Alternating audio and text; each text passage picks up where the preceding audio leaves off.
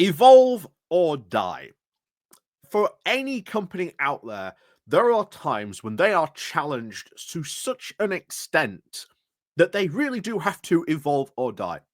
Blockbuster is probably the most prime example of when this happened. It stuck to its formula that it was so certain would succeed.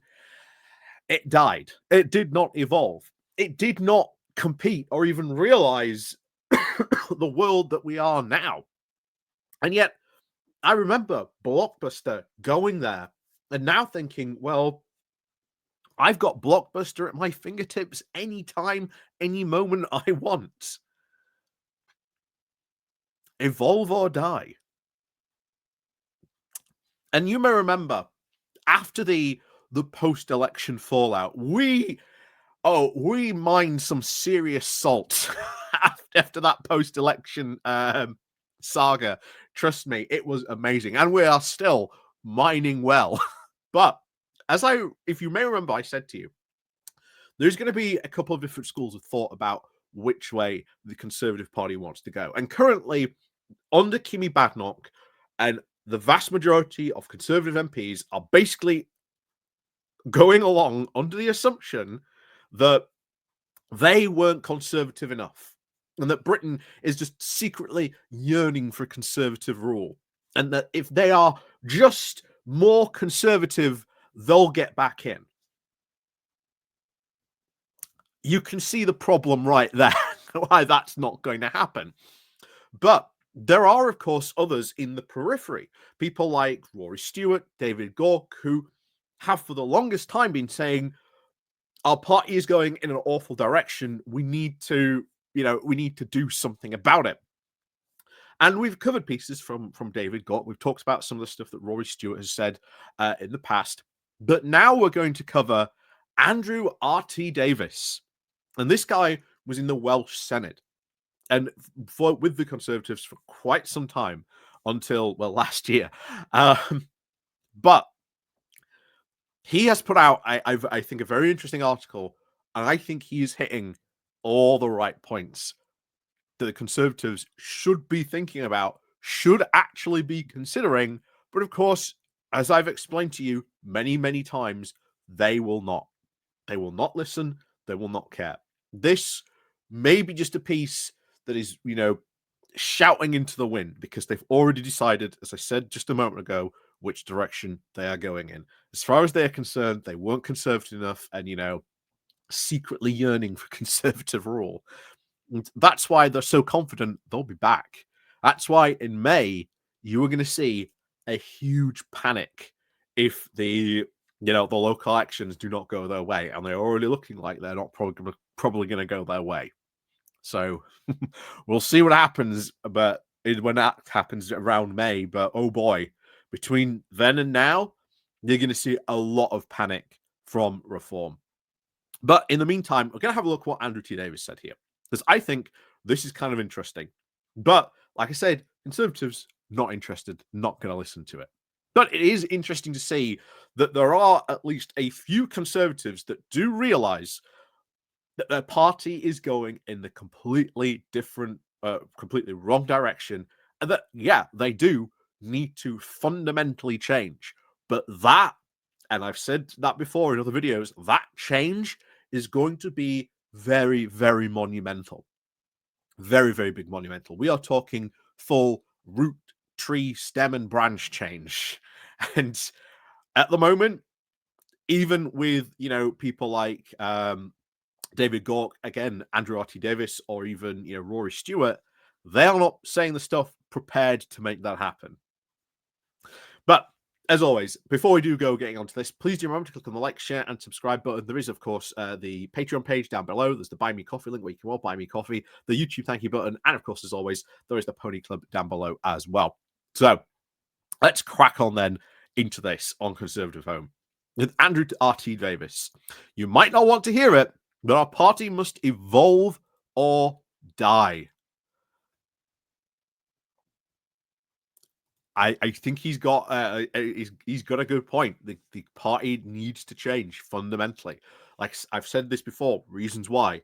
The UK fundamentally has changed, and it's not the Conservative Party that has left the UK behind. It's the UK that has moved on forward and has left the Conservative Party behind, and they have gone in their own weird direction that has, well, free market fundamentalist ideas. But there you go. So, evolve or die. That's politics. That is the story of the Conservative Party.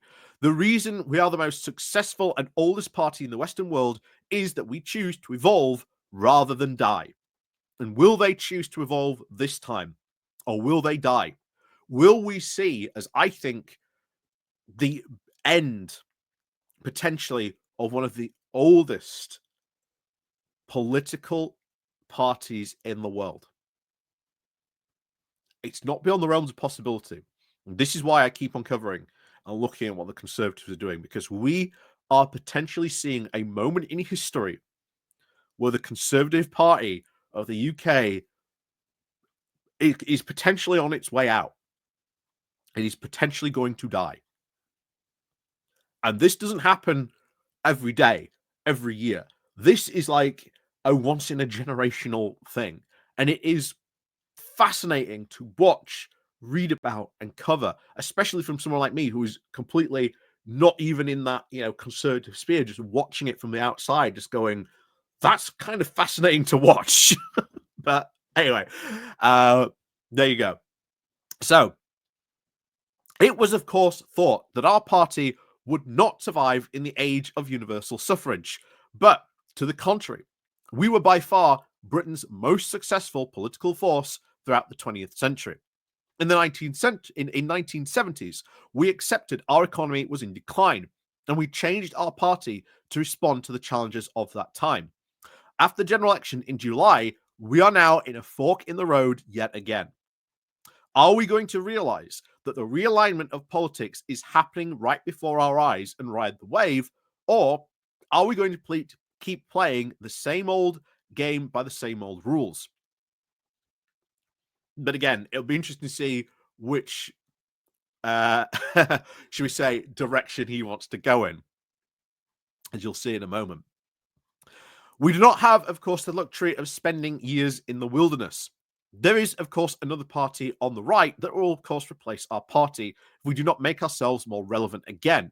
The safety net of the two-party political system will not save us if we get it wrong this time, and we may not get a second chance to get this right. So, we have to confront the new realities of politics. We do not live in 2010. Brexit, President Trump, the rise of the RN in France, Maloney, the ADF in Germany. The list goes on. Incumbent politicians and parties are being replaced. The old parties of the left have climbed out of the mines and into the diversity and inclusion workshops into the post-industrial West. It is time to forget everything you think you know about politics. Again, is not wrong. We are seeing, politics change.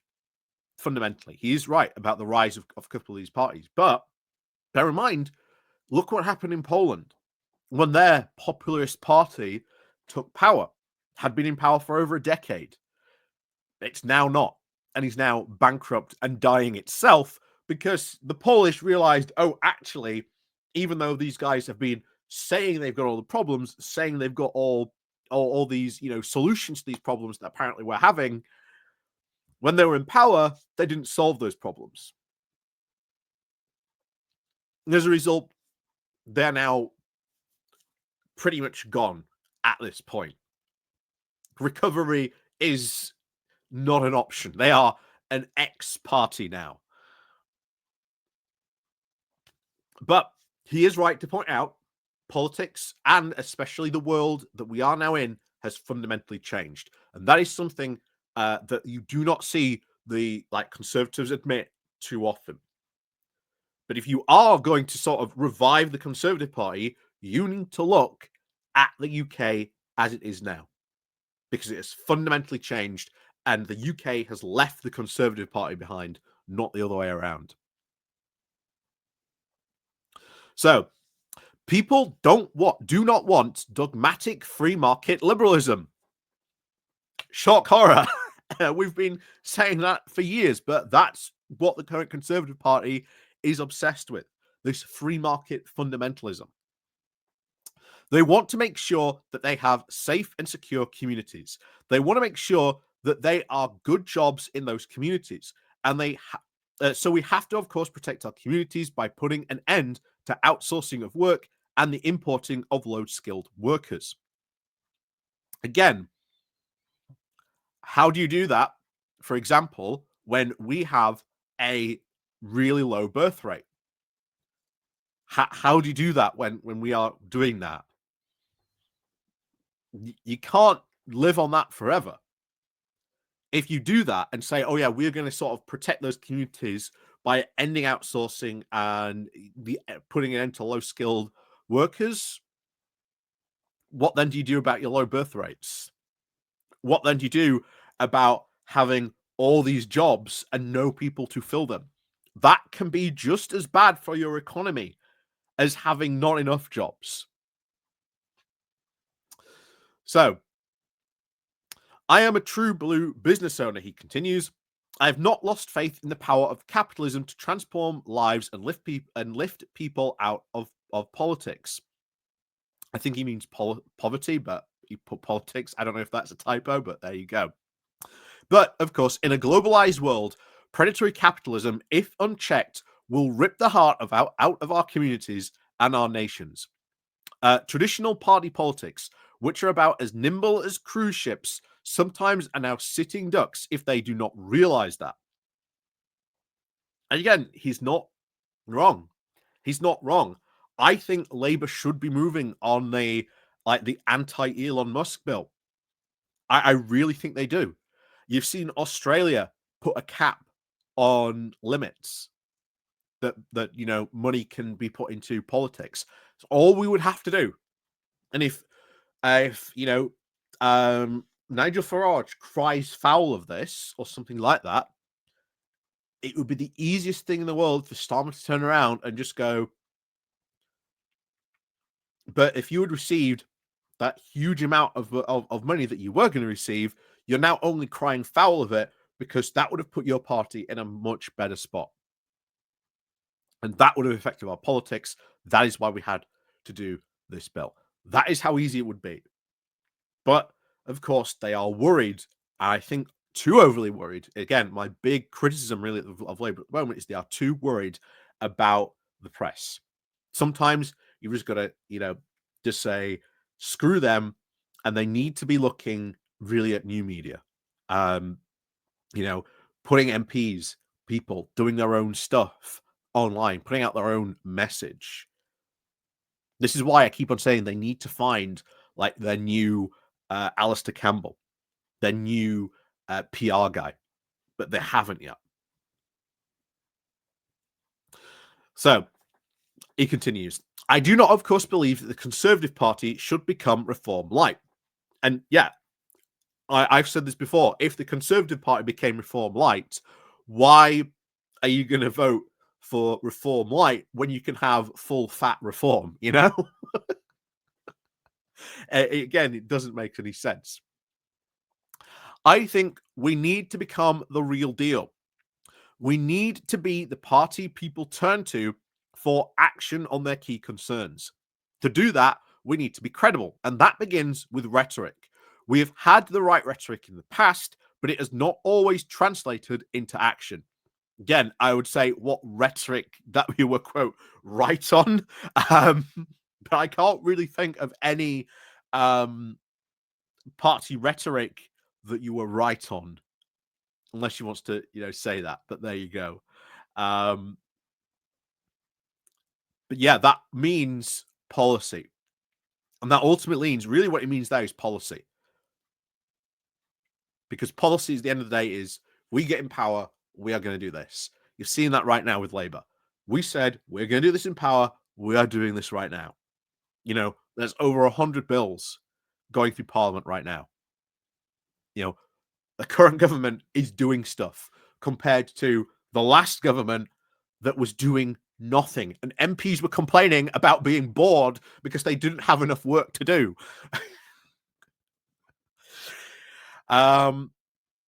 So, in a Welsh context, we cannot tell people that a vote for other parties is a vote for Labour, because the Welsh elections will be fought in a fully proportional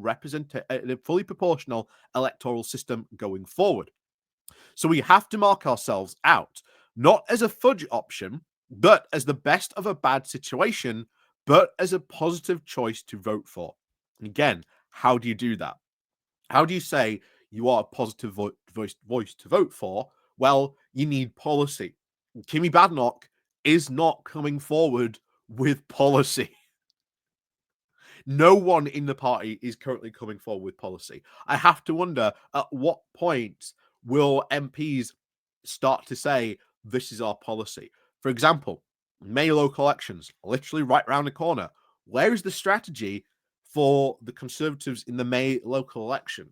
I would be expecting to at least see signs of what that would be. But, TikTok, Kemi, time's running out. It's going to be funny to see them scramble for this when that all happens. So he continues, we need to speak frankly. We need to give a voice to the voiceless. We need to tackle tough issues that are relevant to people. People care about their health service, their economy, their children's education, but they also care about their communities. They care about when they are told by the mainstream media establishment that they should be ashamed of their history and their heritage. I can't think, again, because he's never provided any examples. Can he provide me any examples of when that has happened? Oh yes, you should be ashamed of your heritage and history. But no, this is the whole the National Trust are destroying our heritage by putting up a simple sign by saying, yeah, the wealth for all this building was actually built because this guy was actually part of the slave trade. That's history. But there you go. Anyway, a Conservative Party ready to win must, of course, earn the people's confidence again and fight for our communities, our traditions, values, history, and future. Not be afraid to ruffle a few feathers of the political and media class while doing it. So, nice words. How do you do it? Now, he's already said it. They need policy. He's already said it, but they need policy. No one's come forward with policy yet. And if you want this radical change, because as he said earlier, people don't want this dogmatic free market liberalism anymore, then what are you going to do instead? What are you going to offer instead? You're going to do stuff for communities? Okay, what exactly are you going to do for communities? Right? There's just so much there that as I said, they need policy. So far, Kimmy Badenoch is not coming forward with policy, because if she does, that will restart the whole Conservative civil war cycle again. And this is why Conservative MPs are getting very, very antsy. They're very, very angry and annoyed at her. And it's only going to build. And trust me, if the May elections are bad, which they probably will be for the Conservatives,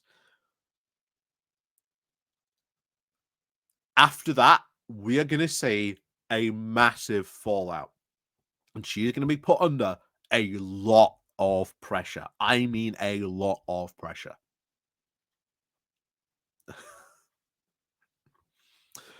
So, for my part, he continues with, I tried to position the Welsh Conservatives into this space. Some of my colleagues made it impossible to do this, and they made my position as leader untenable. Yeah, just goes to show you how hard trying to sort of change a party would be. I mean, I think the whole thing about the history thing, that's a bit culture war-y. He's trying to bring it in. No one really cares about the culture wars in the UK. Just drop it. But for our party, of course, standing still is not an option. That's why I'm not giving up the fight. Our party must choose to respond with a new political reality. Their choice is simple. So the choice is simple: evolve or die. And basically, more and more people saying here that isn't doable.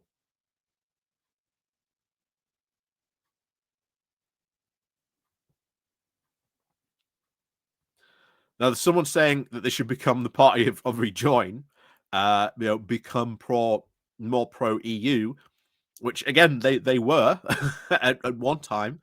Um, that changed, but yeah, Andrew RT Davies gets it partially right, saying the Conservative Party needs to change. However, he has not really articulated the change that they should go in. Oh, people don't want free market dogmatism anymore. Um, people want safer communities, etc. Okay, well, or more community focused stuff. Okay, what are you going to do to do that? What's your policy to do that?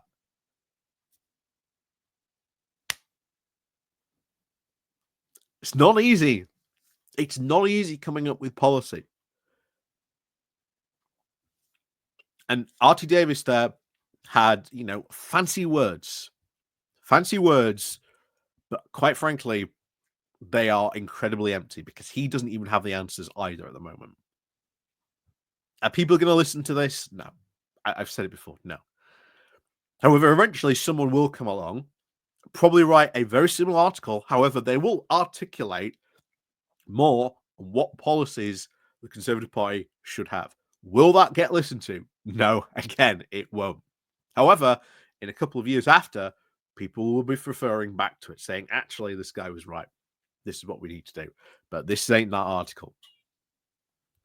So he's right in the fact that the party needs to change or die, but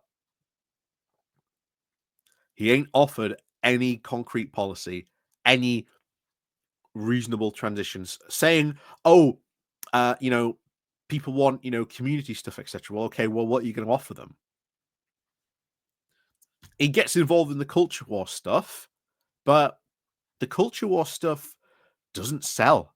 We know it doesn't. We know it's not popular.